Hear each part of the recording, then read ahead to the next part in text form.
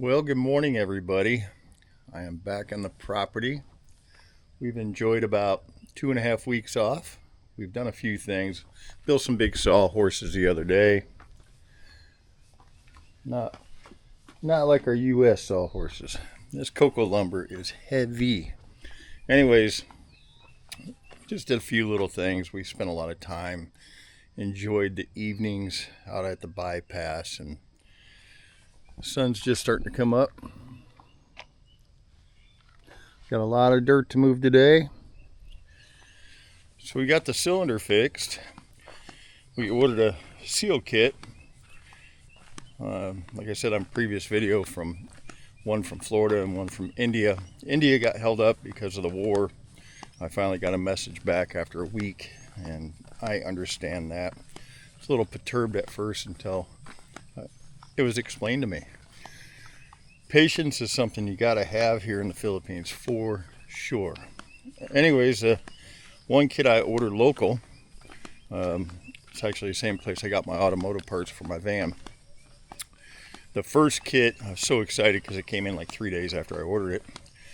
The one part I needed was waxy plastic, not a rubber bushing, and it just crumbled in my hand. So took it back. They ordered another kit, and Monday I went in and they had it, and it was perfect. The price was 4,500 pesos, which is, I don't know, 90 bucks, 85 bucks. And that same kit in the US would be 30, 35 bucks. But money and getting the job done, sometimes you just gotta sacrifice. So we're walking down. I love this walk in the morning. It's cool out, like I'm cold. Should have brought the sweatshirt. Oof. Anyways, we came out yesterday. I didn't do any video, and I just wanted to get the cylinder on. We have a tire shop that has a vise, and I was able to use their vise. The guy didn't even want any money, but I threw him 100 pesos when we took the cylinder apart. And when we got our packing kit, we went back up there and used the vise to get everything back together. And pretty nice guy, simple, easy. He had a breaker bar for my pipe wrench, so that helped a lot. I think the biggest thing in the Philippines is you gotta maneuver slower than what you do in the US, and that's the frustration part. But once you've been here long enough, you realize that life's too short to be frustrated all the time. I mean, we had that downtime. We enjoyed it. Ordered pizza, hung out, went places, just enjoyed life.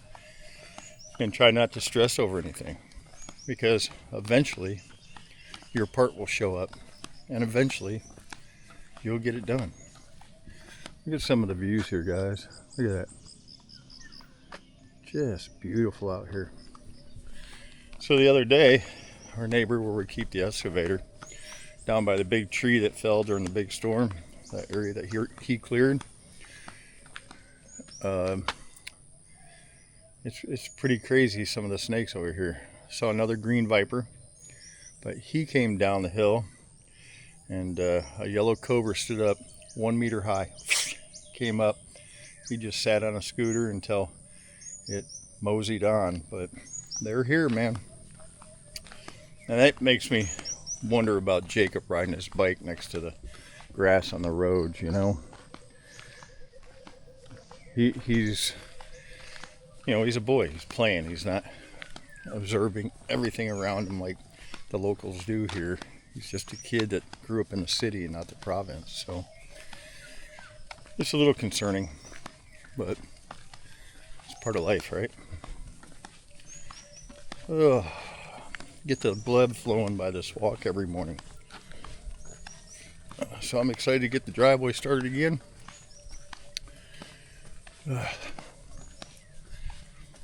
If we can afford the fuel.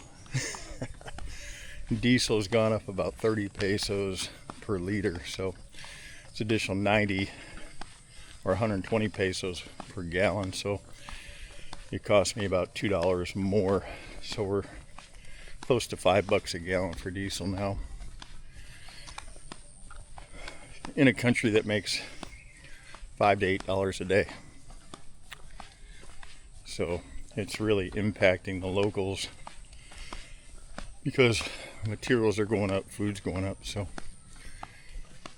well, we're almost there.